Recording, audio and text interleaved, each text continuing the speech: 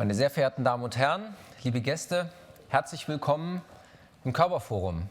Für diejenigen, die mich noch nicht kennen, mein Name ist Thomas Paulsen, ich bin Mitglied im Vorstand der Körber-Stiftung. Einige von Ihnen mögen sich vielleicht gefragt haben, Polnischer Frühling, woher haben die diesen Titel? Das ist also keine Anspielung auf das Wetter, denn in Polen hat es auch Minusgrade um diese Zeit. Das ist ja vielleicht manchmal noch etwas kühler als bei uns. Es ist auch nicht so, dass Sie vielleicht im Geschichtsunterricht nicht so aufgepasst haben und irgendwas Wichtiges verpasst hätten. Also Prager Frühling, arabischer Frühling, was war nochmal der polnische Frühling? Ist nicht so. Der Name der Veranstaltung Polnischer Frühling kommt von dem Namen der Partei und ihres Gründers, um den es heute Abend geht. Es handelt sich um die polnische Partei Wiosna. Und Wiosna heißt auf Deutsch Frühling. Und diese Partei wurde Anfang 2019 gegründet, steht für ein eher linkes, antiklerikales Programm. Robert Biedroń, einer unserer Gäste heute Abend, hat diese Partei im Februar 2019 gegründet. Sie ist also wirklich noch ganz jung, mit dem Anspruch, Staat und Kirche stärker als bisher zu trennen. Das will schon was heißen in Polen, wenn man Staat und Kirche stärker trennen möchte. Und die polnische Landschaft mit ihrer Polarisierung zwischen der regierenden nationalkonservativen PiS-Partei und der liberalen Bürgerplattform zu verändern, indem dort auch eine linke sozialdemokratische Kraft zusammen mit anderen Parteien etabliert wird. Robert Biedroń bezeichnet Wiosna als, Zitat, europäischste Partei Polens und warnt vor Stillstand als, wiederum Zitat, die Aufgabe unseres europäischen Traums. Bei der Parlamentswahl im Oktober konnte die Partei im Wahlbündnis der Vereinigten Linken ins Parlament einziehen und im Mai bei den Europawahlen gelang Wiosna auch der Einzug ins Europaparlament und ihr Gründer Robert Biedroń sitzt seitdem dort als Abgeordneter. Wir wollen heute Abend darüber sprechen, wofür die polnische Opposition steht, wie sie auf die aktuelle Politik in Polen schaut und in welche Richtung sich Europa entwickeln sollte. Polen ist nicht nur unser östlicher Nachbar, es ist auch das Land mit der sechstgrößten Bevölkerung in der Europäischen Union, das mit Abstand bevölkerungsreichste Land der neuen, sogenannten neuen, die sind ja auch nicht mehr so neu in der EU, mittel- und osteuropäischen Mitgliedstaaten.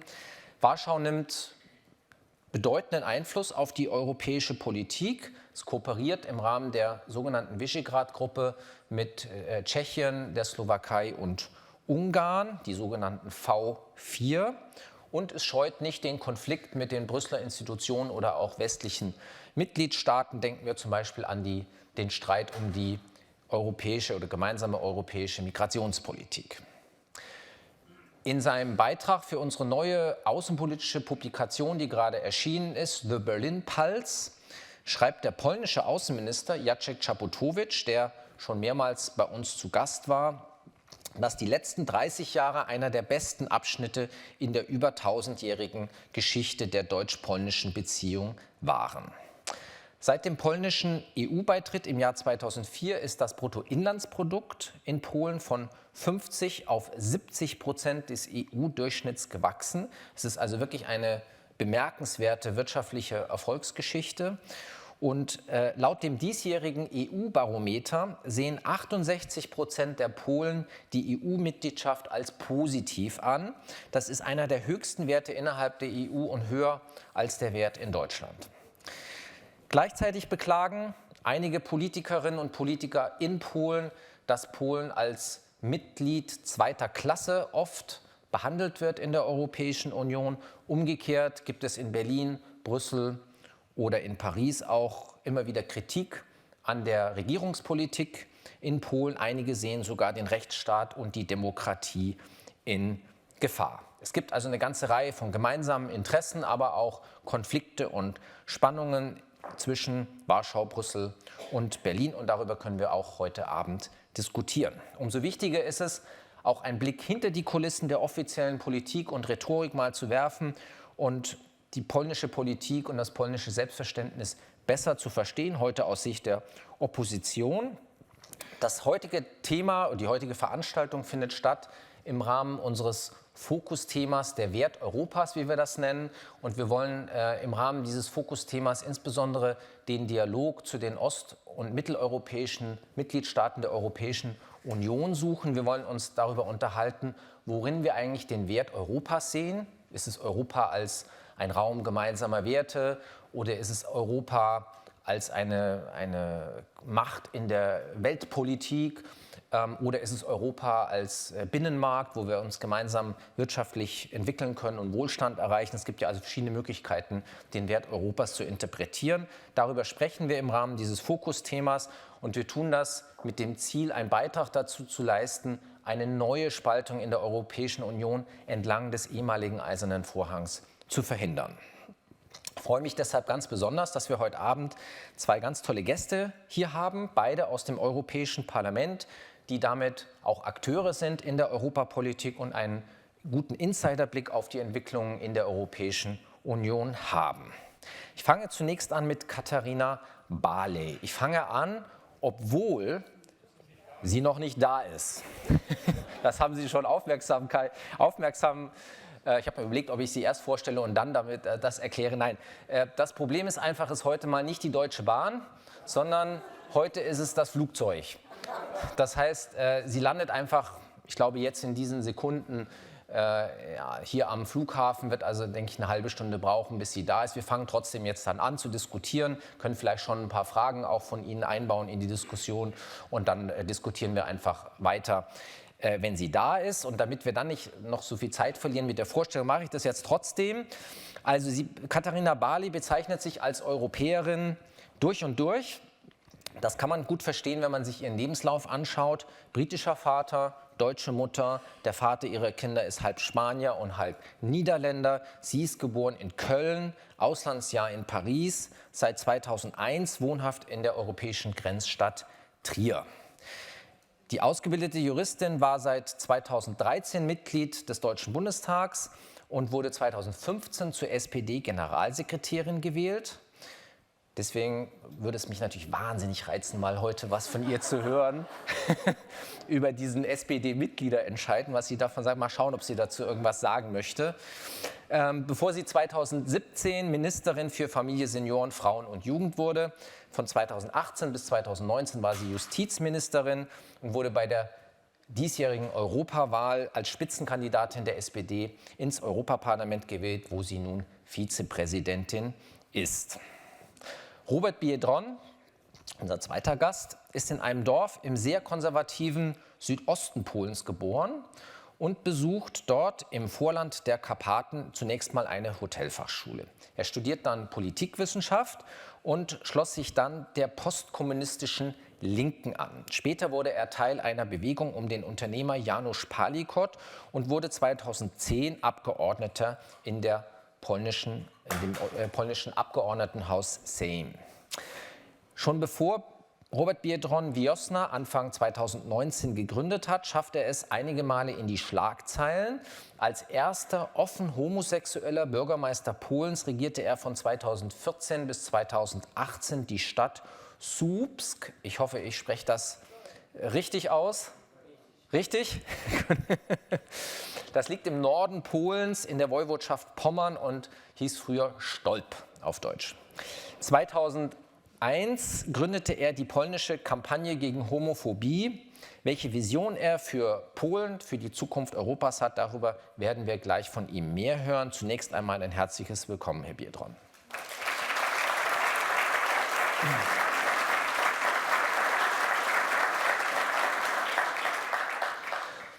Die Veranstaltung wird moderiert von meiner Kollegin Elisabeth von Hammerstein, Programmleiterin in unserem Bereich Internationale Politik in Berlin. Für alle, die kein Englisch verstehen, gibt es eine Simultanübersetzung. Wir haben auch Übersetzungsgeräte, Kopfhörer. Wenn Sie welche brauchen, dann machen Sie sich noch irgendwie bemerkbar. Meine Kollegen und Kolleginnen werden Ihnen dann ein solches Gerät verteilen. Nach dem Gespräch laden wir Sie ein, wie immer, zu einem Glas Wasser und Wein und das Gehörte weiter zu vertiefen. Ich freue mich auf eine spannende Veranstaltung, einen anregenden Abend. Dankeschön und you have the floor.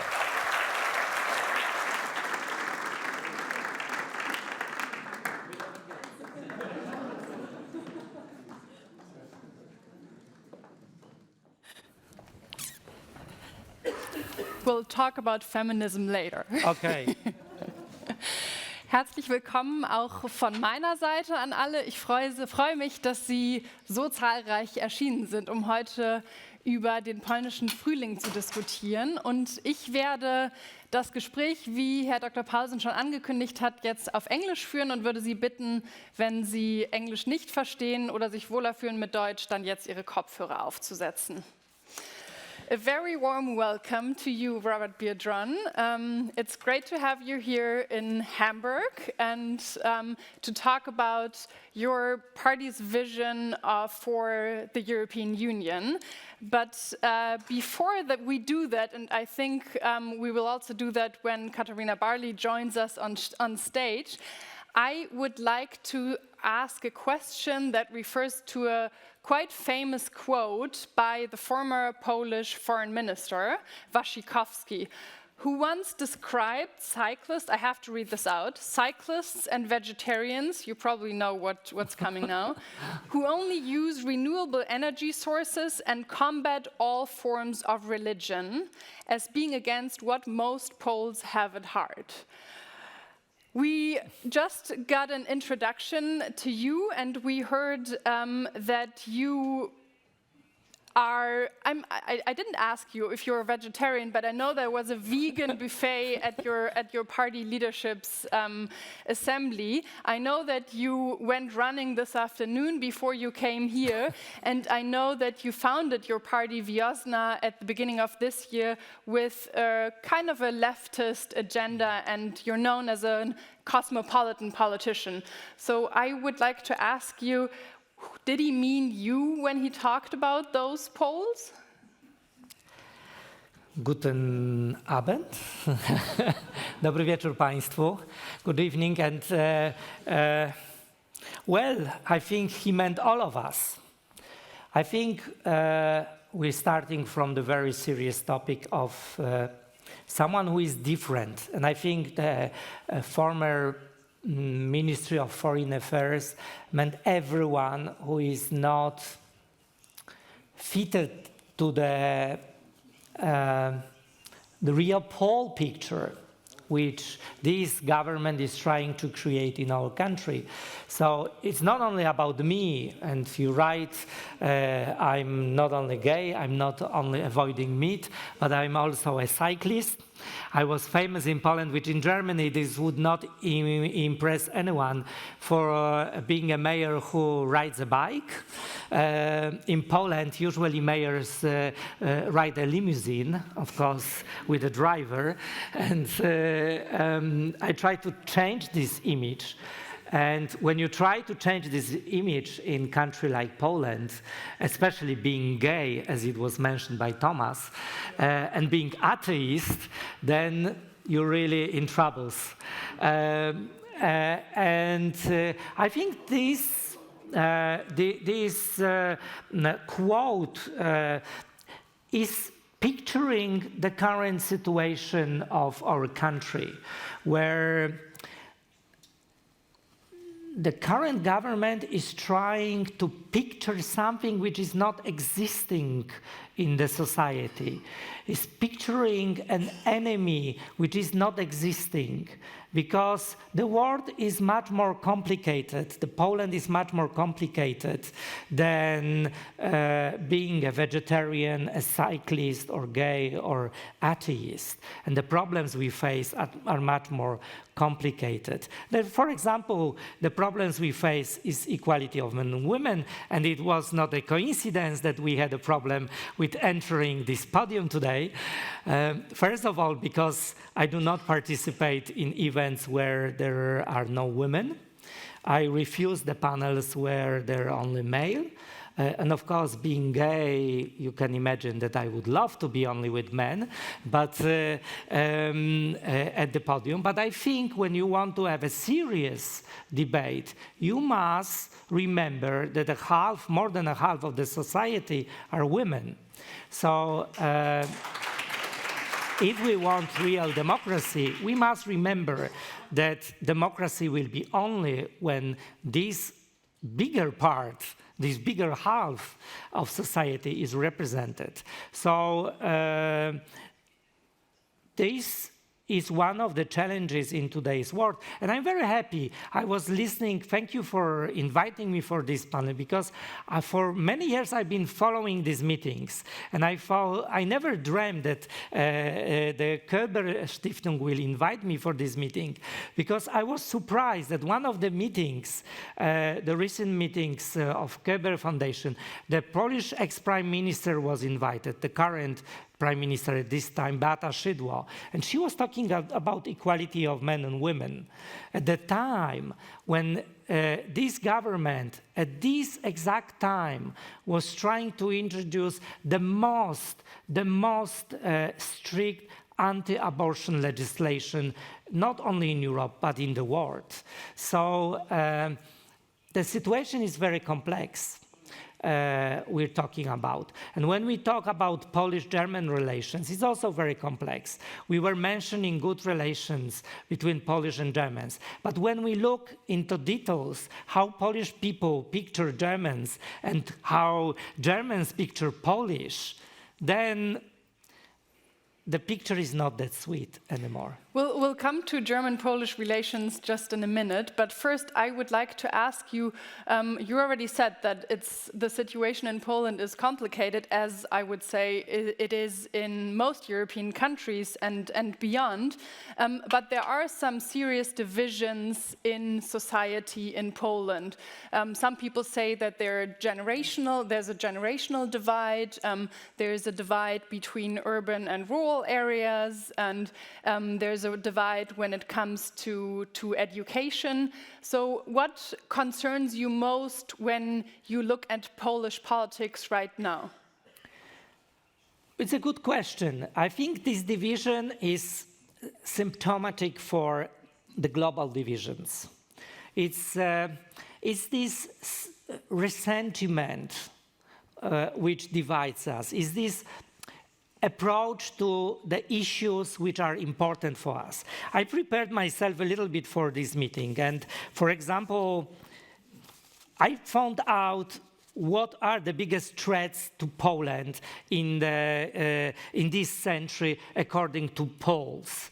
A few days ago, the results of this poll were presented in Poland, and you can see the split, which will be probably not that shocking for also Germans and also people who follow the global politics. Because the voters of the current government, the conservative, traditional, very religious voters, they think that it's not nationalist movements who are the biggest threat to Poland in this century. Only 8% of them. Climate changes, only 12% of the voters think this is a threat. Poland leaving EU, 8%. Threat from Russia, 26%. And imagine what is the biggest threat according to Law and Justice, Kaczyński party voters in this century for Poland. The biggest threat, what? Homosexuality. 54% of the voters think that gender ideology and LGBT people are the biggest threat to Poland. 54%. So this is the split we see, because when we look at the liberal voters, only 2% of them think, it's still a lot, but only 2% of them think that LGBT people are the biggest threat to Poland. But 34 are afraid that Poland will leave EU. 41 are afraid of climate changes. 32 are afraid of nationalist movements. So you see the division. It's huge. The gap is so huge. There are like two different nations living in one country, two different approaches. So can I ask you, what does your party do to bridge those gaps, to bridge those divisions? I did myself, I think, very important thing. I came out as gay. I think this helps people understand how it's to be gay, and that I am not a threat to Poland, that being gay is not a threat. ich bin schwul und das ist gut. Yeah.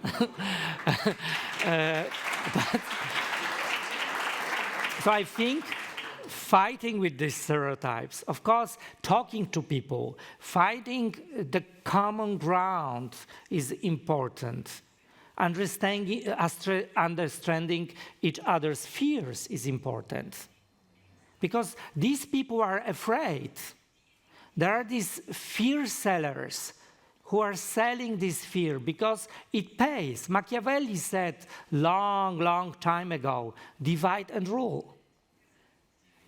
When you divide society, it's easier to rule. And this is what they're doing now. They're dividing our society because they know that many Polish people are afraid of LGBT people, because they don't know them. It's not like in Germany that we have many people who came out. And people's coming out, gay rights, discussion around LGBT people also creates fears. And that's why it's so easy to also to connect it with other issues. Because of course it's not about LGBT people. It's about fighting scapegoats. It's about fighting a group you can focus the fears, the negative emotions on. And in today's Poland, those are LGBT people. But a few years ago, in Poland, those were immigrants. And who knows who will be the next one? And be aware, Germans are also on the list. But tell me about the top priorities of your party.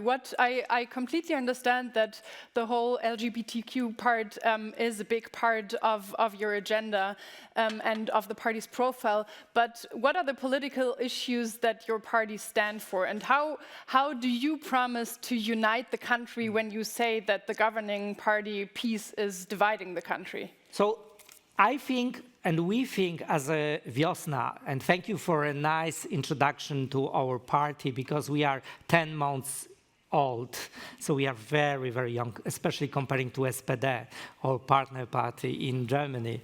So we are very young, very fresh, but for us what is important is that we will understand that Poland is a common space, is a house for everyone. And everyone who wants to live in Poland should find its place in this country. And this is not the case. So no matter who you are, as long as you respect the Polish constitution, you should have place to live in Poland. But you must respect Polish constitution, and it starts with the institutions. And we think that Polish institutions do not respect the Polish constitution, starting from separation of state and church. It's not separated, as you know. Polish government is financing building of churches, is financing religious lessons, is financing priests in the army, and so on, is spending a lot of money on this kind of religious institutional support. For us, rule of law is one of the fundamentals we are building the country. So respect to rule of law, respect to human rights, respect to equality, respect to solidarity. We believe in welfare state. We believe that everyone should have equal chances to develop, that no one should be left behind. So those are the core values we are building our party. As you know, we are building this party now together with other partners on the left. We are building now a great coalition of three progressive parties. And this is how we went to the Polish parliament, because Poland, for many years, was the only parliament, the only parliament in Europe where without progressive forces. There was no political party in Polish parliament who represented progressive voters. They are there. If there are, I'm sure also at today's meeting, I hope they are progressive Polish voters. Are there any? They are, yes. So, and they were not represented in Polish parliament. What we had until last month, for 4 years, we had only center-right, radical right, or populist right, and that's it. And finally, we have progressives. So let's talk about the elections that took place on October 13th, and which were already mentioned in the beginning. The results were quite clear.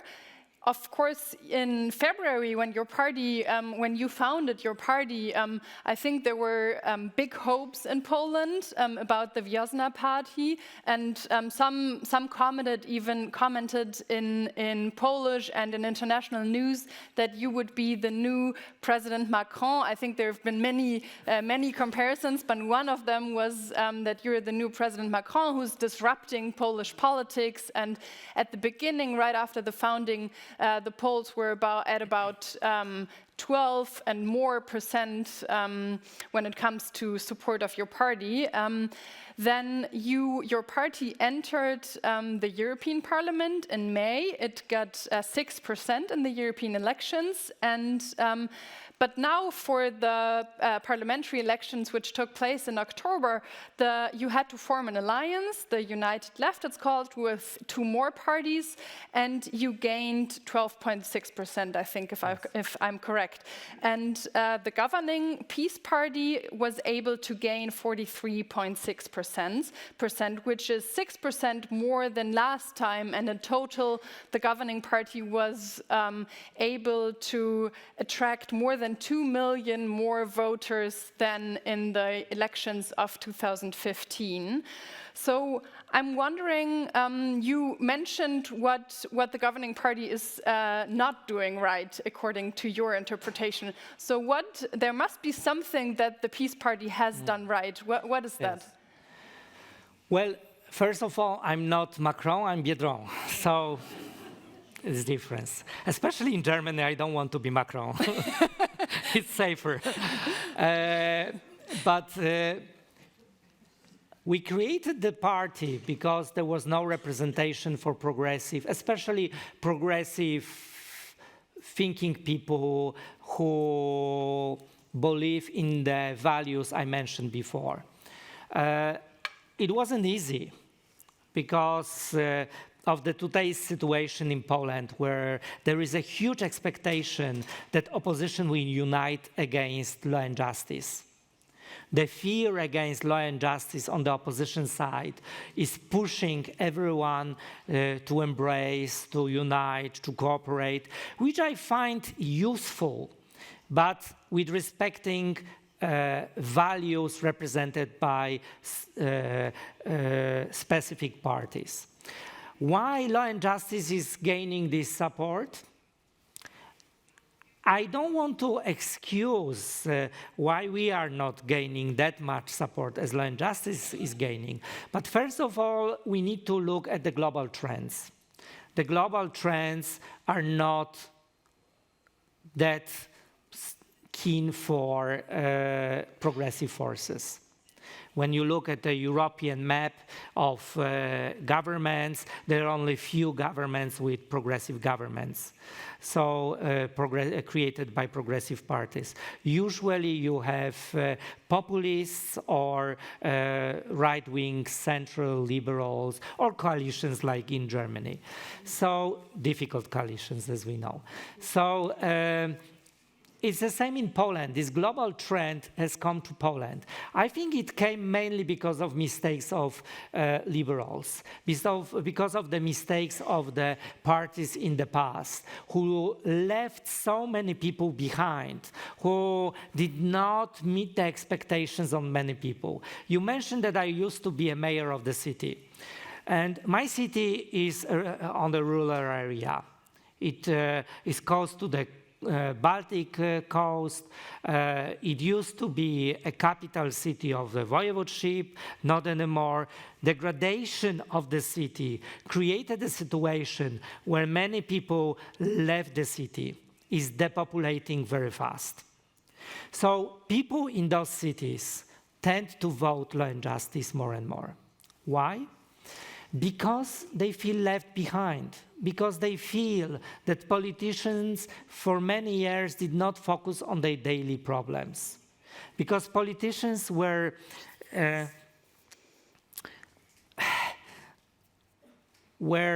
focusing more on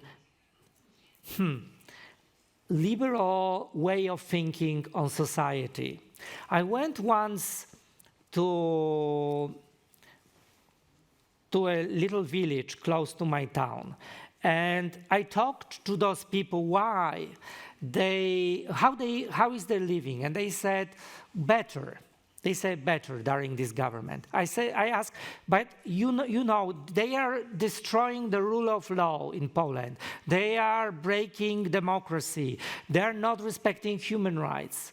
And those people from this village told me, you see this school on the hill? It's not functioning anymore. It's not functioning because the previous government said that it doesn't pay. It doesn't pay to maintain this school. It doesn't bring any profit, economical profit. There are little kids. We need to pay a lot of money to this school to maintain it. It's not worth to maintain it. And they say, this is a symbol of degradation of our village, because this school was not only for our kids. This school had a library which all of the village and surrounding villages were using.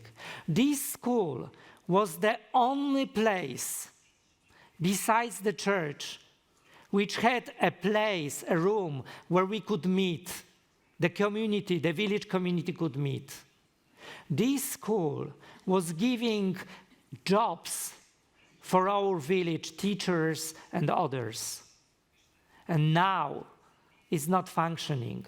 This is a symbol of democracy for us. We will never meet a judge from the Constitutional Tribunal. We will never meet a judge from administrative court from Warsaw. But every day we meet those teachers who are now unemployed because you closed down this school, a symbol of democracy for us. And Law and Justice is using these kind of things, these situations, for saying, you see, this is how they treated you. They closed down the schools, they closed down the small police stations, post offices, they closed the connections, the public transportation. Many people in my area, the city where I used to be a mayor, the villages surrounding, they don't have any connections, the public transportation. Their kids every day needs to walk 5-8 kilometers to get the train, to get the school bus. This is the situation. And populists say, we will make Poland great again. We will bring back what the liberals destroyed. So now I have to admit, I have one question which refers to your decision, because, I mean, at first you said that you would change this, and there was much hope in you as the very prominent leader of the Wiosna party, and you just illustrated that there are many problems that you would like to change. But then in May, you got elected and became member of the European Parliament. So how can you still change politics in Poland when you're now based in Brussels and when you're part of the so-called elite of the European Union? I'm being called now a bird traitor of Poland because I got involved in debates in which we discuss rule of law, democracy, and human rights.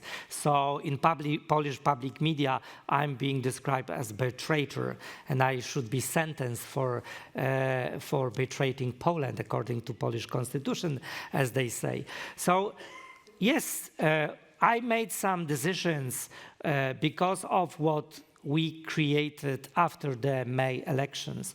And what we created is a grand coalition of leftist parties. There are three parties, three leaders, and two of them are in the Polish parliament. And I am taking care of the European side of this project. Why? Because I think the future of Poland is is in the hands of future of European Union. I strongly believe in the closer relations of Poland with European Union. I believe that European Union can solve a lot of Polish problems. I believe that rule of law conditionality should be strongly connected with the EU budget. So the current government, the government, not the people, which is very important, will suffer because of breaking the rule, because of breaking the European values. What I want to fight for in European Union is that Polish government will have this conditionality of receiving money. And what I will fight for is that this money will be more directly transferred to the citizens, NGOs, enterprises, local governments in Poland or other countries. So there will be no more a politician in Poland deciding that money will not be transferred to this or another local government or NGO just because they do not support this government. And this is the reality. When I was a mayor, this government has blocked building of the highway officially. They blocked the building of the highway near to my city,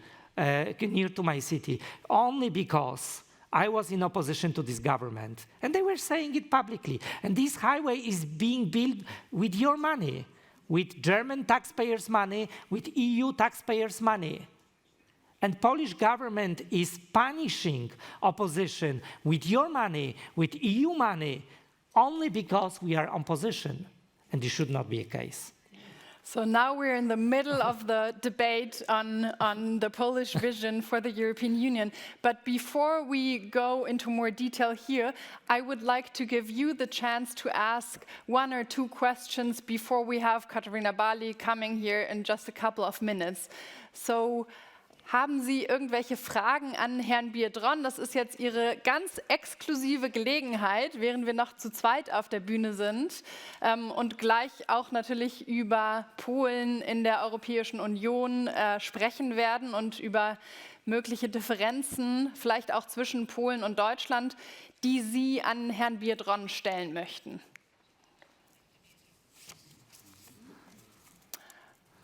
Ich sehe eine Frage hier. Ja, die Dame. Sie können sie entweder auf Deutsch oder auf Englisch stellen. Herr Biedroń hat auch ein Übersetzungsgerät. Frage auf Deutsch.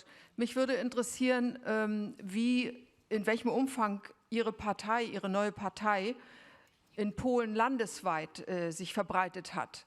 Sind Sie jetzt im Wesentlichen eine regionale Partei oder haben Sie schon größeren Rückhall im ganzen Lande?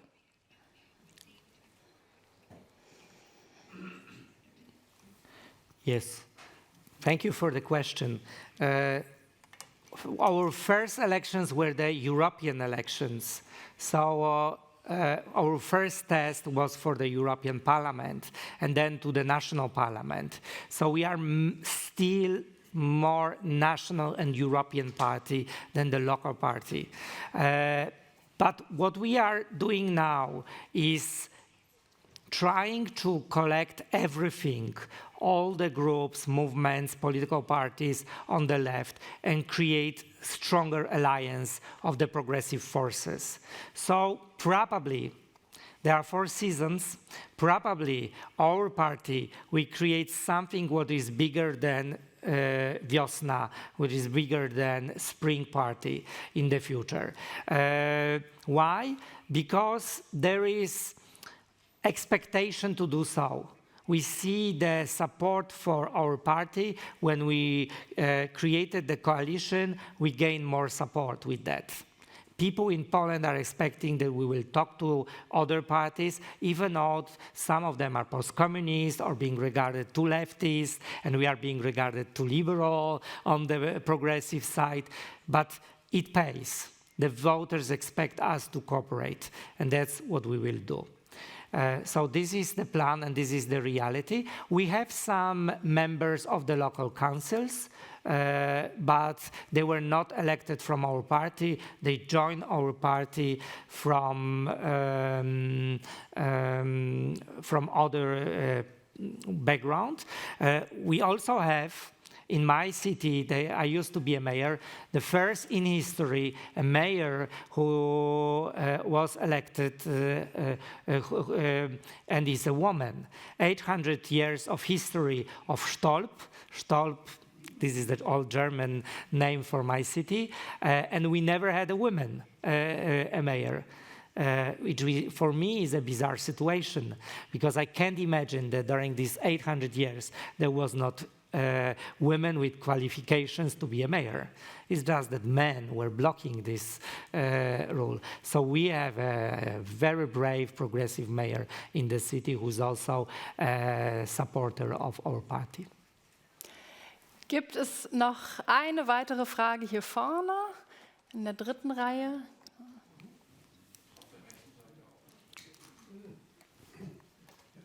Eine Frage, woher rührt in Polen die Angst vor den Grundwerten der Demokratie, nämlich der Gewaltenteilung?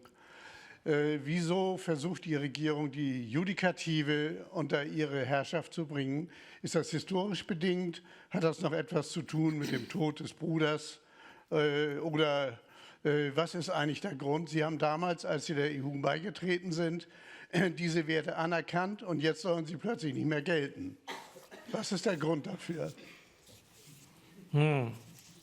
Thank you.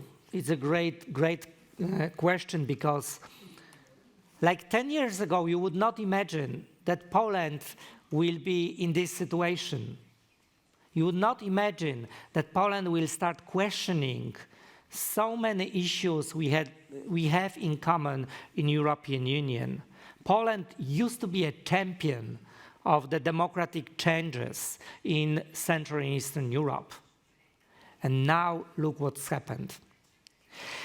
When I was preparing for this meeting, I watched the presentation of Beata Szydło, the ex-Polish Prime Minister, here at the Stiftung meeting, 12th of February 2016.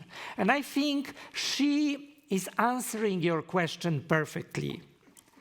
She said here, Poland wants to be now a co-creator of the European policy.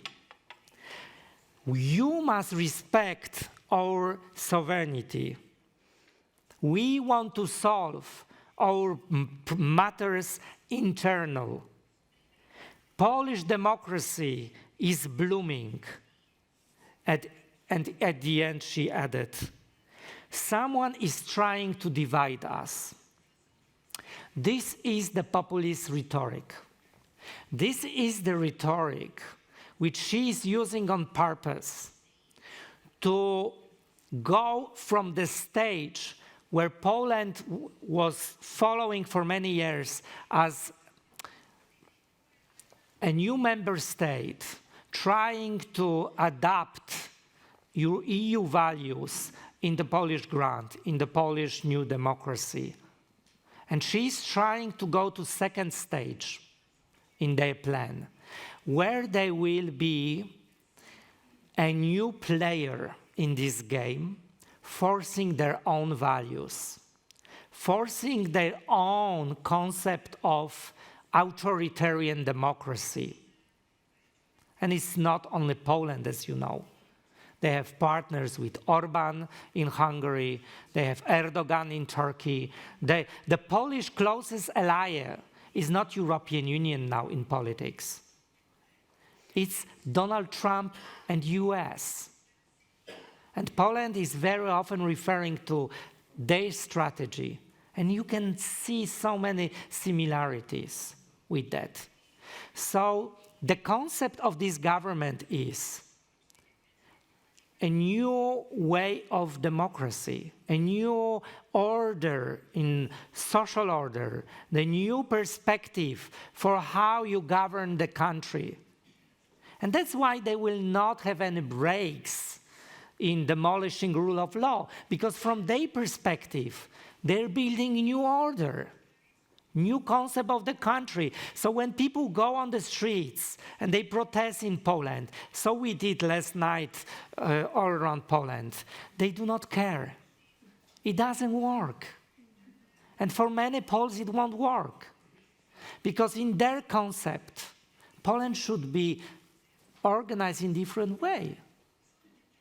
They should have control over all the institutions, centralization of power, authoritarian power, the control over media, and of course, close cooperation with the church, because church, like in Russia, is very helpful for this government. They go hand in hand together, and when they attack together. When Kaczynski is saying, for example, when they are introducing LGBT-free zones in Poland, I don't know whether you're familiar, but there is this concept of LGBT-free zones, and more 87 countries in Poland adopted this legislation to have LGBT-free zone against the LGBT ideology. Then the church directly answers, and the Archbishop of Krakow recently said that LGBT movement is the next great threat to our freedom, and this movement is of a totalitarian nature. This shows how they go hand in hand. When they attacked immigrants, many of the church clergy is repeating the words of Kaczynski, who once said that migrants carry parasites and protozoa. This is a quotation of the party leader, that immigrants carry protozoa and they should not be allowed to our country. So this is a concept. They connect this new authoritarian concept with the values, with the special moral concept of how the society should be built. When they give 500 plus, you can see how they give it and to whom they give these social benefits. They will never give these social benefits to the same-sex couples. It's not supporting their family, it is supporting this family. The specific patriarchal concept of the family. So when we are happy about 500 plus, we must see into details who is gaining this, who is gaining all these social benefits. It's all with the special concept of specially constructed society. We'll take one last question, and then I have some more questions for you, and you will have the chance to ask more questions at the end again. I think I saw one question, yes, here in the middle. Just wait for the microphone, please. Which chance, also welche Möglichkeiten und... English. Ja, with English, a little bit German. Well, good. Also auf Deutsch, dann wird es klarer. Welche Chance und vielleicht sogar welche Möglichkeiten sehen Sie denn, die nicht gehörten Oppositionellen oder solchen Bewegungen, die nicht im Parlament vertreten sind, überhaupt mal eine Chance zu bekommen, gehört zu werden und möglicherweise sogar wählbar zu werden? Which chance do they have? Okay, very difficult question. It's still, I think, I follow the global politics. It's still connected with global politics. The trends are changing. But of course, we need to be active on our own field, in our own country. And what is good in Poland, and this differs us from Hungary, that we have very vital social society. So social movements, we have the people protesting on the streets. Also, I'm sure among you, there are people who go in front of the Polish consulates, who go in front of the Polish consulates in Germany, and you protest. This is a unique situation. So this solidarity of opposition, of people who are on the position, fighting against, breaking the democratic values is something unique and will bring also a change in the future. I think it's also about political class. I see how much hopes is being put to this progressive force we created. The opinion polls, the support for our progressive force is rising. Of course, we are on the stage of 17–18% now, but still we started from nothing, or 3%. Now we are like 17%. So it's rising. And I think solidarity of our other nations. Do not leave us alone. Be with us in solidarity. And I come from the country of solidarity movement, where a word of solidarity means a lot. Not only written with big S, but especially written with small s. The everyday solidarity. Ask difficult questions. Invite Polish ruling party politicians like you do, and ask them difficult questions. So talking about solidarity, I mean, you're now in a coalition in the European Parliament as part of the socialist and democratic forces, as the SD party or faction in the European Parliament, and Katarina Barley is also, and the SPD is also part of that. But I wonder, Germany is probably the most important neighbor to Poland, and not only economic ties are very strong. Germany is Poland's largest trading partner within the European Union. We have historical ties, we have cultural ties, we are in the same geographical zone within the European Union. So I wonder, would you have wished for more solidarity from your German partners when the developments that you just described started in Poland?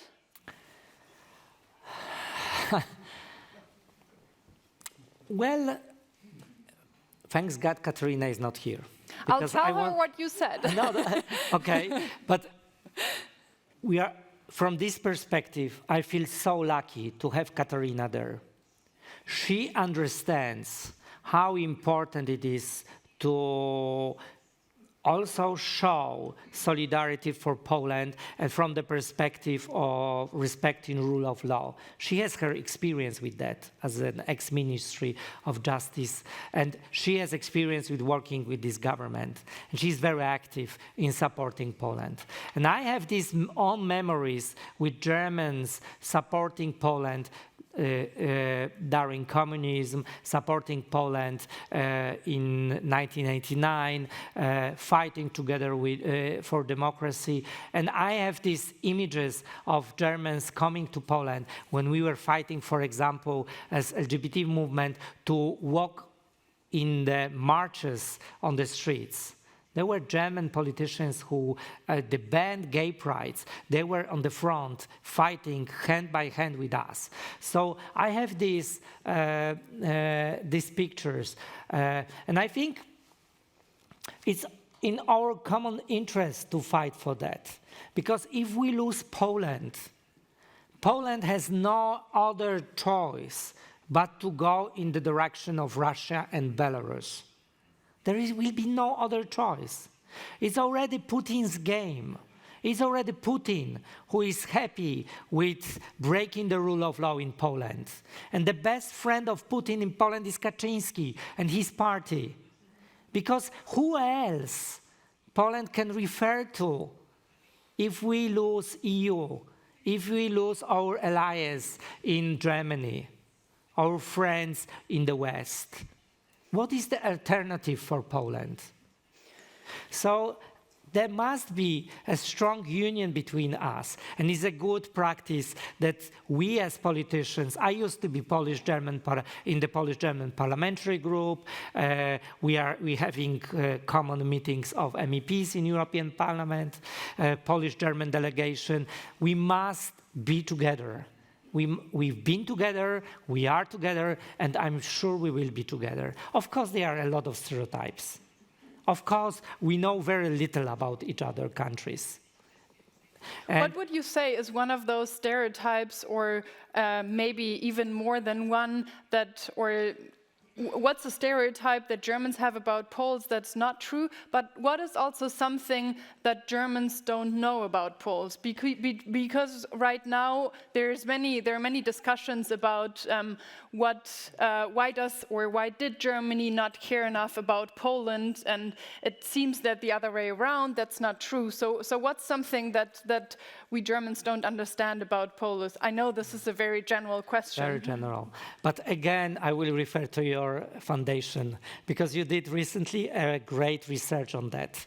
So I will ask you first the question. Who is German in this room and has ever visited Poland? Hands up. So many of you. Okay, you're not representative. This is an event on Poland, so... Yes. So, according to Körber-Stiftung barometer, 2/3 of Germans never visited Poland. Never been in Poland. And vice versa. 2/3 of Poles never visited Germany. So, we have never visited our countries, which probably is normal. I think most of the people will never visit its neighbors because of the different situation. But we have our stereotypes. You know what you associate Poles with? So you associate Poles with beautiful landscapes and typical Polish food and vodka. This is what comes to your mind according to barometer first. Germans, what they think about Poland. And you know what Poles think about Germany? You know what Poles think about Germany. Bad things. When Poles are being asked with associations with what they have, what they think about Germans is Nazism, and war crimes. This is what comes to our mind first. This shows how much room. I want to see it as opportunity. I want to optimize in this.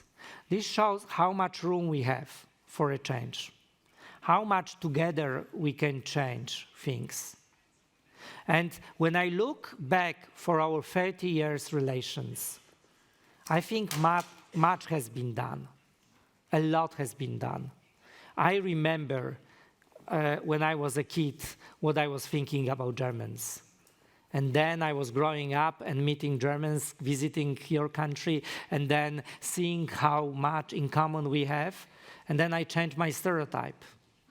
And I wish that every Pole will have a chance, and every German have a chance to change its stereotype. It's not the case with this government. I don't want to repeat what they say and what they talk about you and how they describe our neighbors. But I think there is room of opportunities for change. Not only vodka and war crimes. I have to say, this all sounds very romantic, and you have a progressive and a very vivid vision for the European Union. But you also said that right now there are political sentiments that are in favor of strong leadership, not only in Poland but in Hungary. You talked about Turkey. You mentioned the U.S. president. So I wonder a little bit: are you part of the same reality that we see each day in the European Union, and how do you make sure that those two realities become one? You talked about uniting Poland, you talked about uniting the European Union, but it seems a little bit like those are just two different planets. So how do you make sure they merge into one, and this will really become the future of the European Union? I believe in leadership, and I won't hide it. I believe that leadership is important, because leaders create public opinion. Leaders have impacts on millions of people often. When you look at a pope, when you look at famous rock stars, celebrities, politicians, they have impact. So, but leaders must be responsible. Leaders must be responsible for the people they talk to. You can talk about good things and bad things. You can create a good reality and bad reality. And this is the choice. Katarina is here.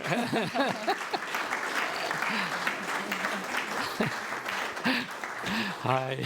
Sorry. Good to see you. Hallo, herzlich willkommen. We missed you. We just talked about stereotypes in Germany and in Poland, and I guess this is the evening where you didn't live up to the German stereotype of being on time. And this is not your fault. We know this, so it's the airline's fault. But we're very happy to have you here. The microphone should just work when you. Yes, thank you. It's not working. It's working, yes. Yeah, thank you. Are we speaking English? Yes, all the time? we're speaking Okay. English. Yes. Yes. Sorry, really sorry, but it was really not my fault, but no. Yes. I'm glad to be here. No, yes, great to have you here. There is usually a stereotype that Polish people are late, and Germans are always on time. And finally, we're breaking another stereotype. So thank you, Katarina. there's a good side to everything. So we were talking about. I'm not going to summarize the whole discussion we've had so far and the conversation, but I think this is a good moment to talk about your visions for the European Union and how Poland and Germany come together and form some kind of joint vision. I know there are not too many differences between the two of you, and you're even part of the S&D faction, so it's probably my role to play the devil, exactly, divide you and play the devil's advocate in that regard. But I want to ask you, Katarina Barley, about, because we were talking about leadership and about the wish for strong leadership within, not only within Europe, but worldwide. And I was mentioning different examples. So is Germany a leader in the European Union? Well, yes and no. I mean, we are a leader, of course, by being the biggest country, the biggest member state, by having the strongest economy. Of course, we are in a certain sense. Politically speaking, we could do more, definitely. Like what? Well, just to be the ones who go forward. I think we don't do that often enough. We have a coalition treaty where we were very proud of positioning the European chapter at the beginning for the first time ever. And it's a very ambitious chapter. And I think Olaf Scholz is doing his best. It's not, yeah, I know. Maybe we can discuss that later, because I mean, I've been a member of the government. I was not the finance minister. I'm glad I wasn't. But it's always said, well, Macron is the one who goes there, and nobody reacts to him. The problem sometimes with the French proposals is that they look really good and shiny and sound good. And as soon as you dig a bit deeper, you say, what do you mean? And how can we get there?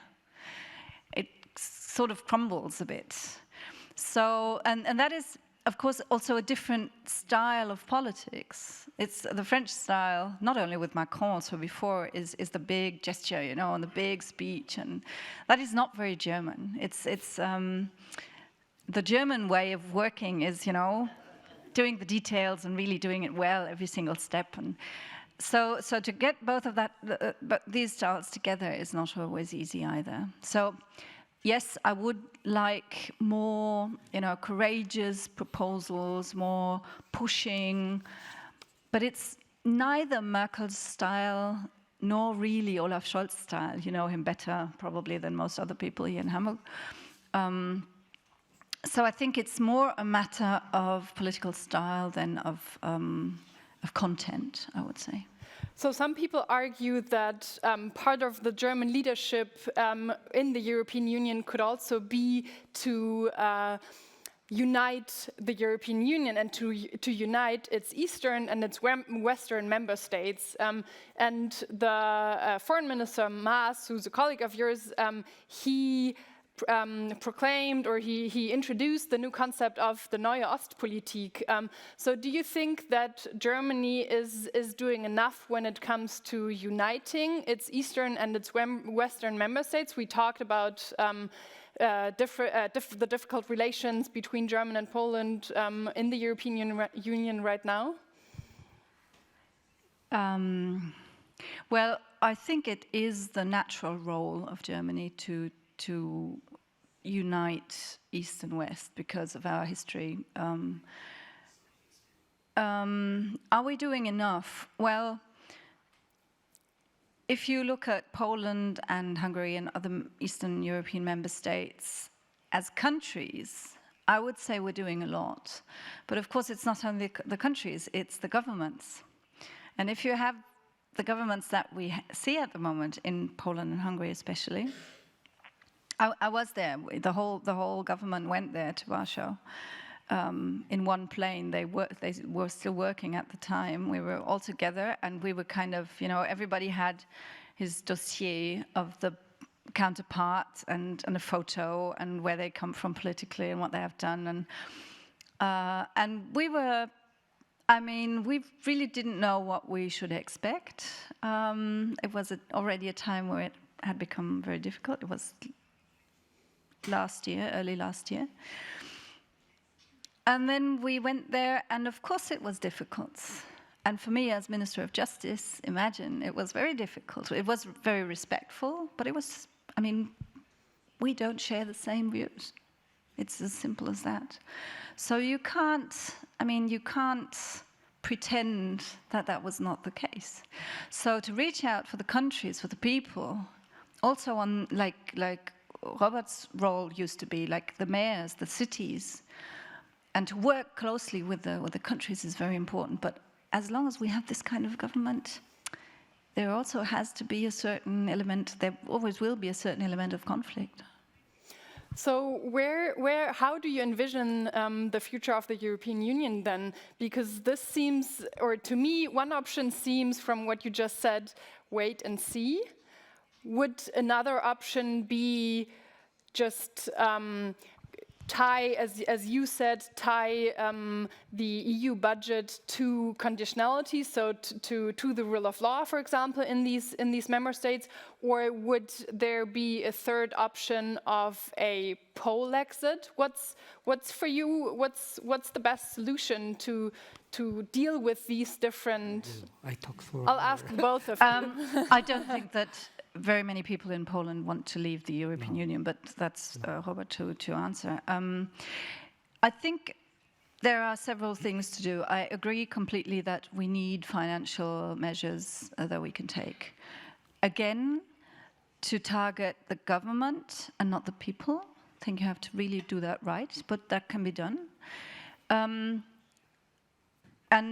on the other hand, we have to come out of this East-West thing, because first of all, it's wrong. It's not the Eastern countries that are doing it badly and the West that is doing everything right. And on the other hand, these governments are using this. I had a lot of discussions with Polish politicians in the because of the fall of the Berlin Wall and everything, and they always, it's their first sentence. You are against us. It's you against the Polish people. And you even abuse our fight against communism so that you, the Germans, are the ones who made the Berlin Wall fall. It was us, you are. That's their first sentence, their last sentence. It's just about every second sentence. And we have to get out of that. And that's why, I don't know if Robert already mentioned that, it is so important to have a monitoring. For example, my specialty, of course, is the rule of law. So to monitor the rule of law everywhere. And I keep saying, when I discuss with these people in television, I keep saying, Germany has been condemned by the European Court of Justice for violation of the rule of law, even while I was Justice Minister. And that's not a nice thing to happen, of course. It was about the independence of our prosecutors. But I used to work for the Constitutional Court, so I'm a big fan of a strong judiciary, of an independent judiciary. We have to, when it comes to the question, are you following the rule of law or are you not? You have to answer the question, do you as a government want to be controlled? Do you think that an efficient control of yourself is good and important, and do you support that? It's not, I don't know if you've talked about the latest ruling of the European Court of Justice just a week ago. There they said something very good, which I've been saying for 3 years, but that's not why it's good. No, just kidding. You mustn't look at one measure. They say, you elect, the Polish people, the Polish politicians say, you Germans elect your constitutional court judges politically. And if we do the same, you blame us. But it's not about one measure. It's about the whole picture. It's about the concept. And there, we have to look at every single member state.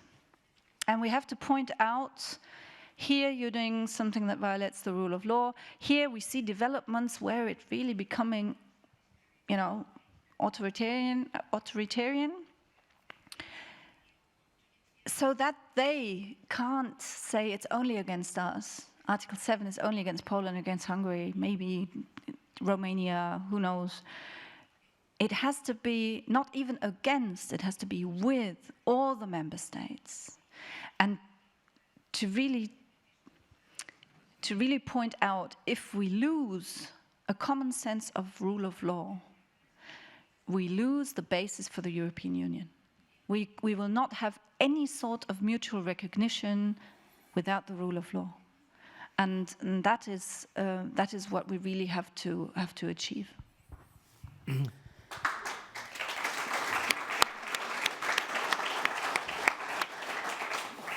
Yes, I fully agree with Katarina. But then, when I come back to Poland, and I talk to people in rural areas, and I tell them rule of law is important, they tell me, yeah, maybe it's important, but my pension is 200 euro monthly. Why should I fight for democracy when I worked for 30, 40 years, and my pension is 200 euro? They say they don't understand the importance and the connection between their prosperity, because there is no prosperity from their perspective. So they don't see this connection with their prosperity and the rule of law and democracy and human rights. And this is a paradox of today's situation, that we know that without respecting rule of law, we will not have the development, the Europe what we dream of equalities, of better salaries and better pensions and so on. But on the other hand, people do not understand it very often. And then they have these populists who come and somehow bribe them. And they say, we give you extra money. We give you 13th pension, 14th pension. This is a real example from Poland. Many people receive in Poland 13 and 14 pension now. But leave those issues like rule of law, human rights, democracy in our hands. We will handle with that. Because for an average Pole, freedom of press is not to the biggest importance when you don't have enough money to survive. For average of Pole, the freedom, the independence of justice system is not to its importance, because this justice system for many of them is not functioning well for many years. People in Poland are waiting for the court decision for years. for years, for simple core decision, for years. And now, when we liberals, when we approach them and we say, defend the courts, go on the streets and protest against the attack on the courts, they say, what? I'm waiting for years for the decision. What should I defend? Why should I defend the media? They're lying. They're lying and I see they're lying. The politicians there, they're lying 24 hours, 7 days a week. Why should I defend that? And they somehow, from some perspective, they're right. What I believe is that we should connect, and I'm sure Katarina agrees, because we all agree on that, but what we should connect is that we should understand, and it's what liberals have forgotten, that we should connect rule of law, democracy, human rights with sustainable development, also economical, social, cultural, educational, so people are not left behind. Because when they are left behind, they got frustrated. They feel alone. They feel that nobody hears them. They feel that nobody solves their daily problems. When you don't solve their daily problem, don't expect that people will go on the street and defend the constitutional tribunal judge. It's too abstract for them. So let me ask you, does the European Union need a core set of common values? Yes. Or is this maybe a model? Not only values, of we yesterday? have values. We have treaties, we have values. But what should go with that is good standards of education in every region of Europe. But how it's do good you standards of health system, of judiciary. These should be delivered. When you have regions in Europe where 50% of young people are unemployed, how do you want to ask them to defend democracy? When 2 million of Poles were forced to leave Poland because they could not find jobs in our country, how do you want to ask them to defend democracy? When so many old people are left alone because their kids are in Germany or working in Great Britain and earning money abroad, and they feel alone. In my city, in 2045, there will be 60% of people 60 plus. There will be no young people. There will be almost no one who will work, who will pay taxes in my city. Because all of the young people, they're living to big cities. They're living abroad to Western countries for seeking better future. This is not the Europe they dream of. But as you said, the European Union is, in that regard, I'm trying to play the devil's advocate, by the way. So in that regard, the European Union is part of the problem because it allowed people from Poland, for example, from rural areas, to go abroad, to study somewhere else, to earn much more than they earn in a small city in the east of Poland. Of course, it's good that they're free to travel. But Europe should focus also on solving problems in place. So should remember that we are diverse. There are poorer and richer regions. Hamburg is so rich. But if you come to my city, you will see what the poorness means. And the alternative would not have been that the people in Robertstown would have worked there. They would have had no work at all. Yeah. So, I It's mean, good. at least the European Union offers them the possibility to go abroad and to gain their living. Although it is a big, big problem that we are, not only in Poland, also in Hungary and many other Eastern European countries, and more and more Southern European countries, we are ripping families apart. That's true.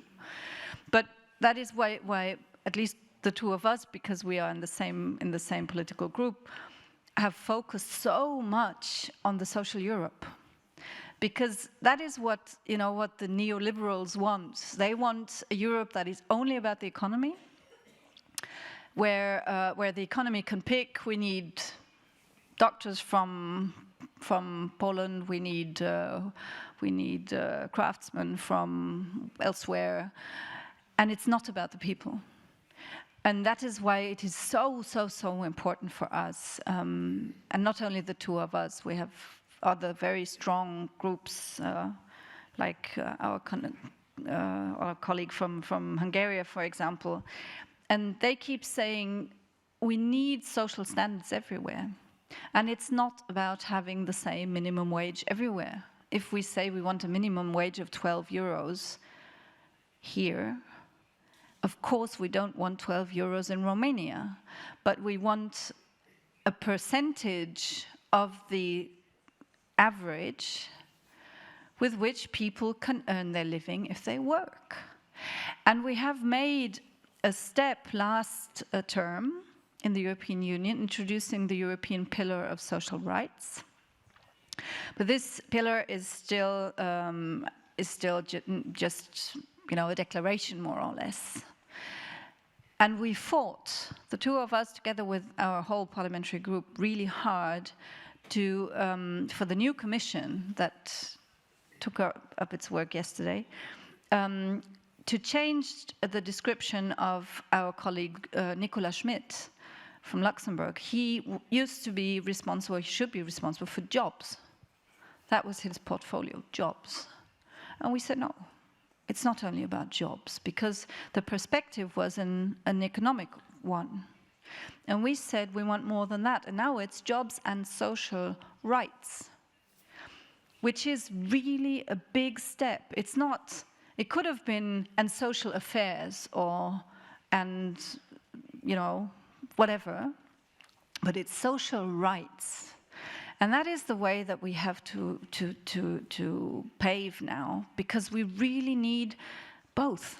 We need the whole freedom that we have at the moment, but we also need to secure that people can live everywhere. Otherwise, I don't completely agree with Robert, although of course he knows better, but especially Polish people. I mean, they are so revolutionary and they stand up.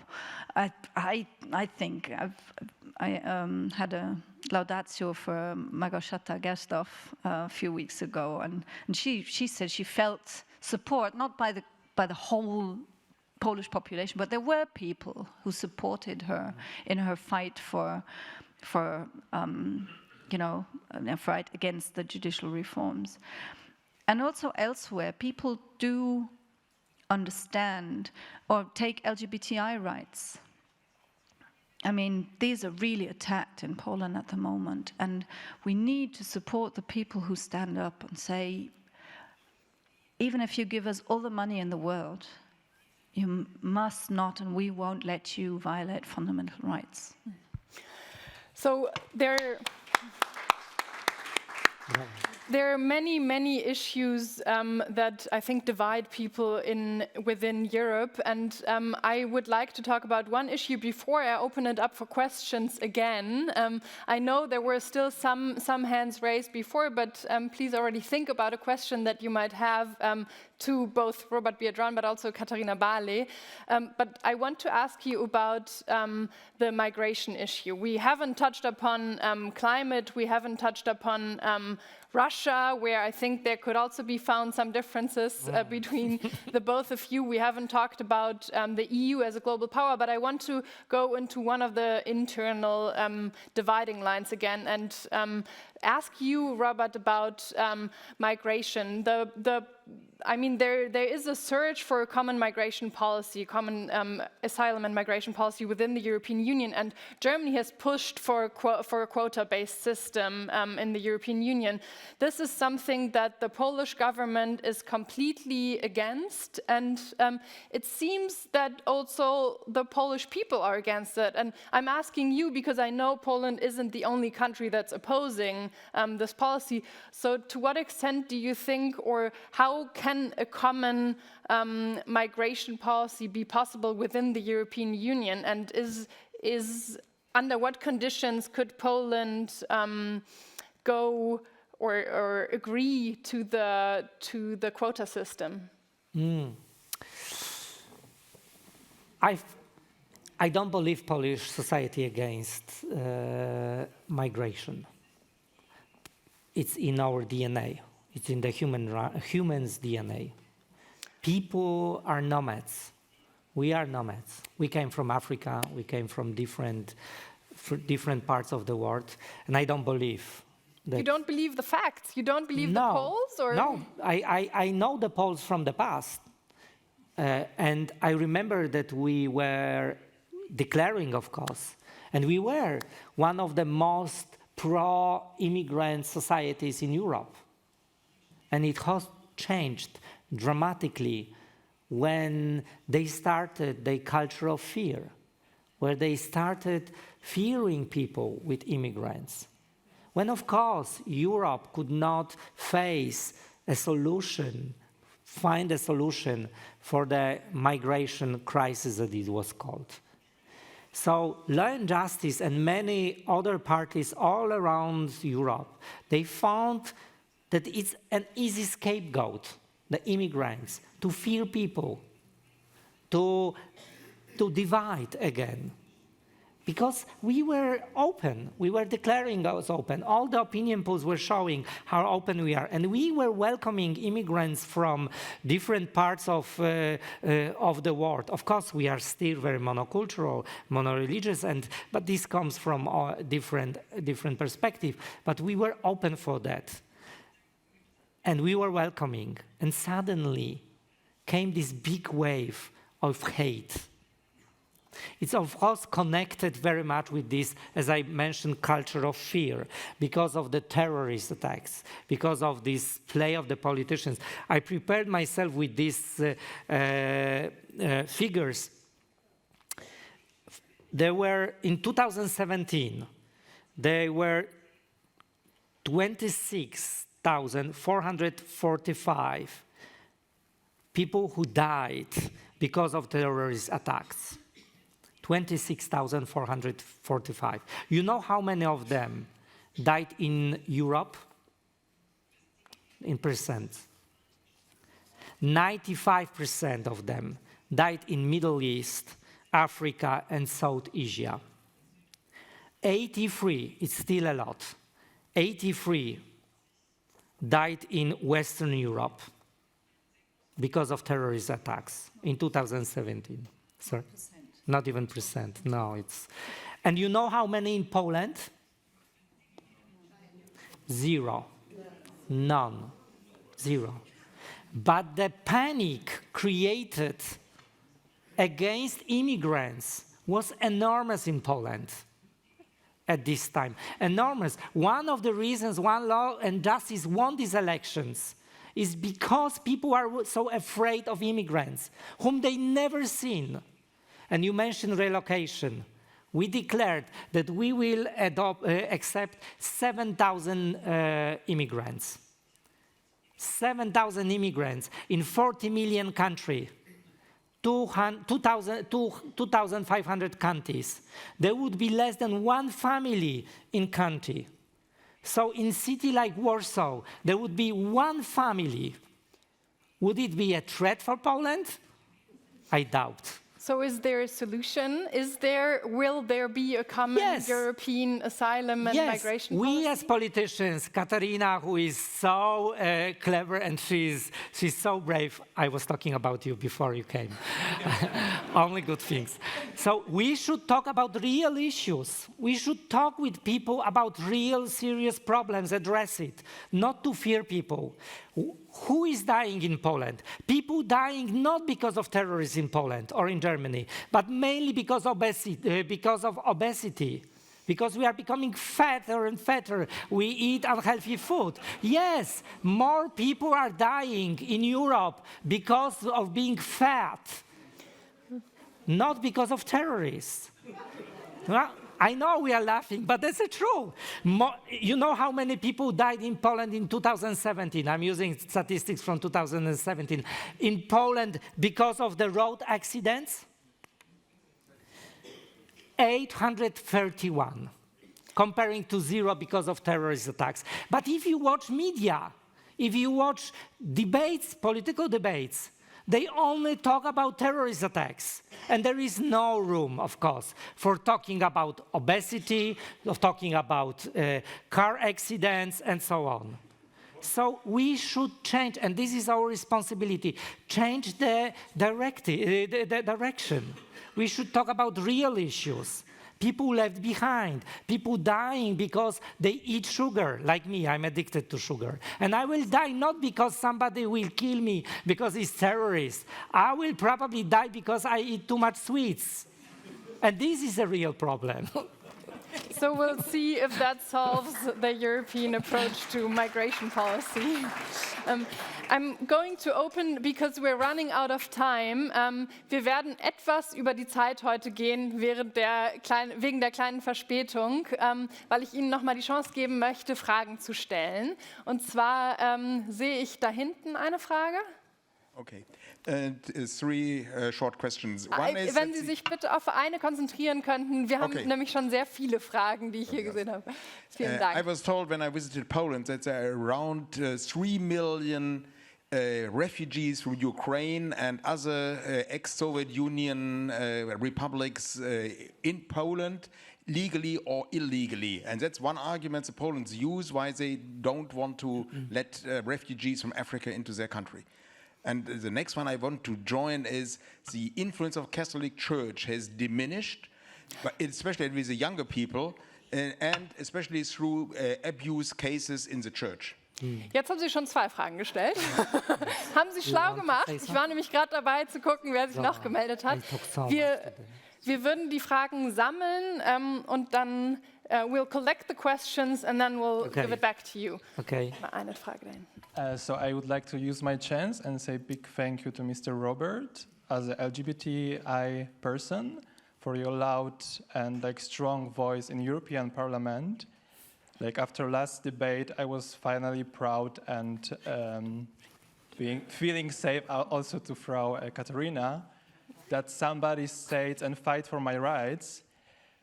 But I'm asking myself, where are we going now in Europe? Where is the European Parliament going? Because as we know, same-sex marriages in Germany are allowed since 2 years, if I'm correct. But there are also strong radical voices that this should be delegalized, if this is the correct word. And my question is what European Parliament could do in this situation to even stronger protect LGBTI rights? This is my question in the end. Vielen Dank. Frau Barley, wollen wir mit Ihnen anfangen? Und dann Also, auf Deutsch oder auf Englisch? Auf Englisch. I leave the first questions to Robert, and I'll start with this one because we were both in that debate. Yes. She was very good. He was very good, and we sat behind each other. And at one point, I turned around to him, and I was like, "What is this?" Because there was a Polish politician, a woman from the PiS party, and they were really, using every argument as stupid as it can get to justify this discrimination. And then at one point she got quite emotional, and she said, "Well, don't be astonished why you are discriminated. It's because you are the ones who hate, and you don't respect others, because."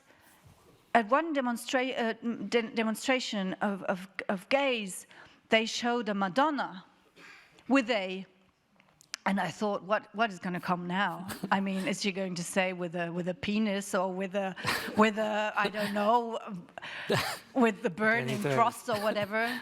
And she said, they showed a Madonna with a rainbow. Yes.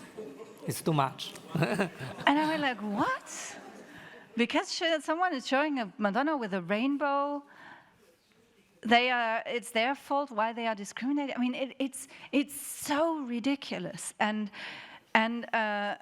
you should watch his speech, not mine, because Robert was also quite emotional and really making the point, but you would probably refer to that. In Poland you have places where you can't go because they are LGBTI-free zones.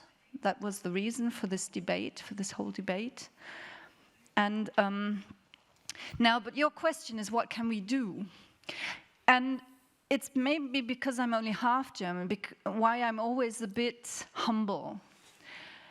we sometimes tend to say, well, just do this and do that, and just protect the rights of the LGBTI people. But you were right, we only have same-sex marriage for 2 years. And it was such a fight. And it took us so long. And we haven't achieved complete, full equivalence of rights yet. It's not much missing, but still. So for us to look at other countries and say, you have to do this and that you don't introduce same-sex marriage is a violation of human rights. Yeah, it is. But we did the same 2 years ago still as a very advanced country. And so I think it's not pointing at someone what we can do. I think it is, I'm curious to know what you were going to say there. I think what we have to do is really support the civil society there, is support the communities there, especially, of course, in the countries where they are oppressed. And we have a lot of them, and to do education work. I'm usually a very optimistic person. I do have fears concerning this point, because of course we all see the development that is taking place, and it's so. I think the reason why people do that has something to do with them deep inside, deep inside. I don't see any reason why you should hate someone who loves. I really don't get it. And it must be because there is something in you that makes you feel bad. Either because you have a problem with love or self-love, or because you need just groups to blame because something in your life is going wrong. I really don't get it, but it is something that we can't address like a normal political issue. It's something very deep. It's like the migration issue also. It's something very, very deep. And it's about a culture of respect and communication between groups. And we have to really take a very broad approach to that, I would say. So good to have such friends, Elias. This is talking about solidarity. We need solidarity with each other. So when LGBT people are attacked, we should be in solidarity with them. When Germans are attacked, we should be in solidarity with them. We should be always in solidarity with all the people who are being attacked. And Katarina is a good friend of, and good example of that, being in solidarity, being an ally. Starting from the end, I think we need regulations. Europe is leaving usually these kind of issues to the specific countries. We're trying not to deal with these issues, but I think we need standards on some issues, like, for example, hate crimes. Now, in Poland, we don't have any legislation protecting LGBT people against hate crimes. So, for example, there is legislation, special legislation, when you call a Jew a Catholic, when you call for persecution of Jew or Catholic or any other group, but LGBT people, nothing. We need a legislation on that. We need standards on that. And I don't understand. I've been for many years in Council of Europe, working there. And Council of Europe, for example, has created, I think, 400 treaties on different issues. You can not imagine what they were creating treaties on. For example, postal pigeons, or clean water, or that's important, or whatever you can imagine, they have treaties on.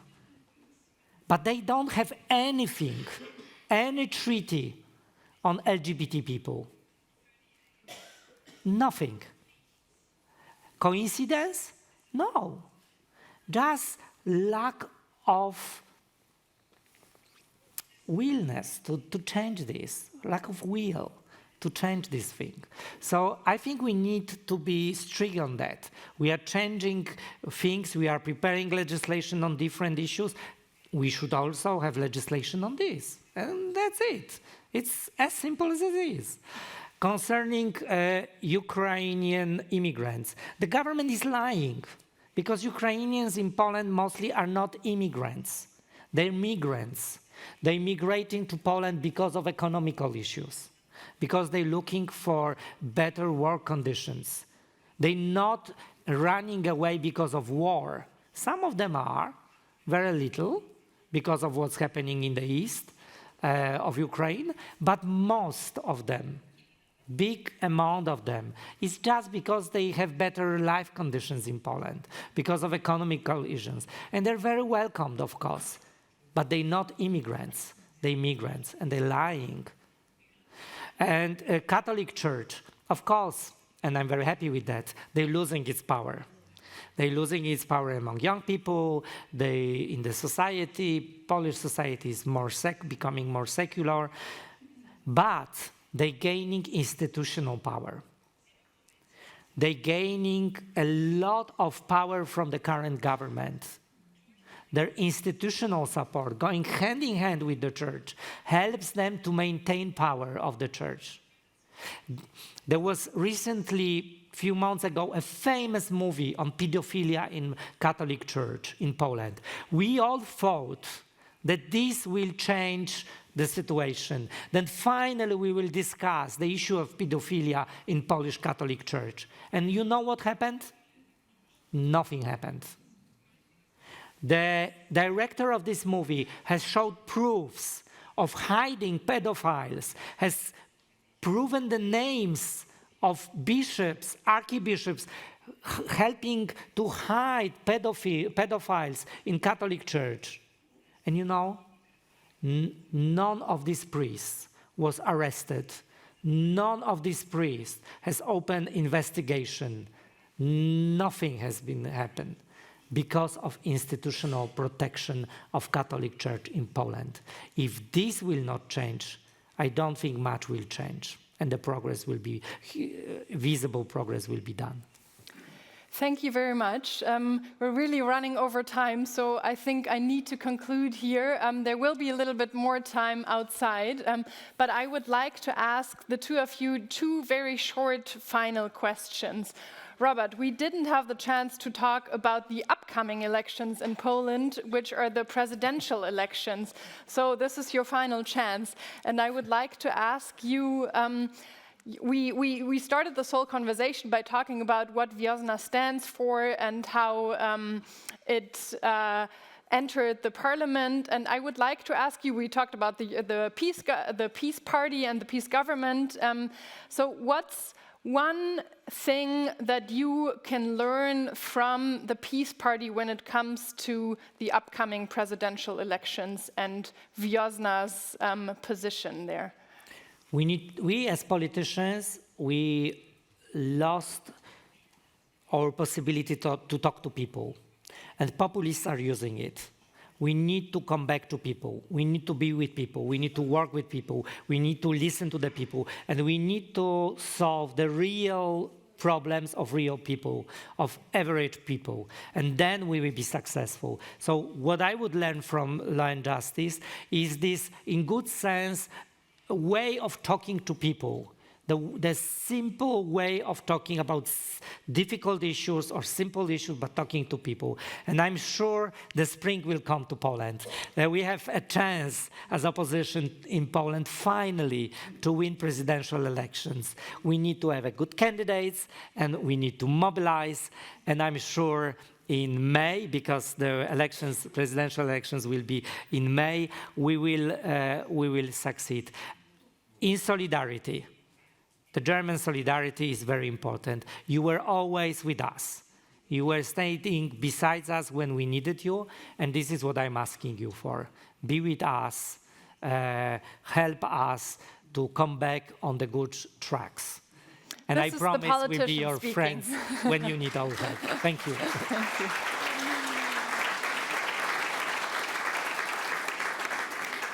So, talking about spring, has spring come to the SPD? Well, we'll see. Good question. I mean, up to now we've tried a lot and nothing has worked. So obviously our members thought it would be time for a more radical step. And I find it a bit strange how major journalists now say they are not capable and this and that will happen. How do they know? I mean, give them a chance. This is a new experience for all of us. We are 430,000 people, more or less, and we're going on a new journey. But I think what Robert said is true for us too. I think we've done really, really a lot in the last few years that just ordinary people had a benefit from. And we just did it again with the Grundrente, which will hopefully be in place next year to really take care of the needs of people. But we have lost for a long time the right way to communicate that, and yeah. Let's see. I mean, maybe a shift to the left politically will now bring a new spring. I'm curious. I will give them a chance, and I will do what I can, and then hopefully we will become stronger. I would love to see that. Yes. Bravo. Thank you very much.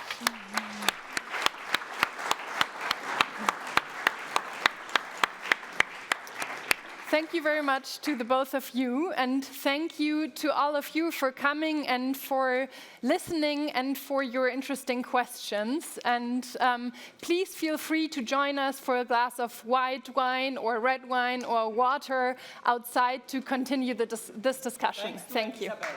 Thank you. Hat euch das Video gefallen? Dann abonniert unseren Kanal, um kein Video zu verpassen. Schaut gern auch in unserer Mediathek vorbei auf körber-stiftung.de/Mediathek und folgt uns auf Facebook, Instagram und Twitter. Danke fürs Zuschauen und bis bald.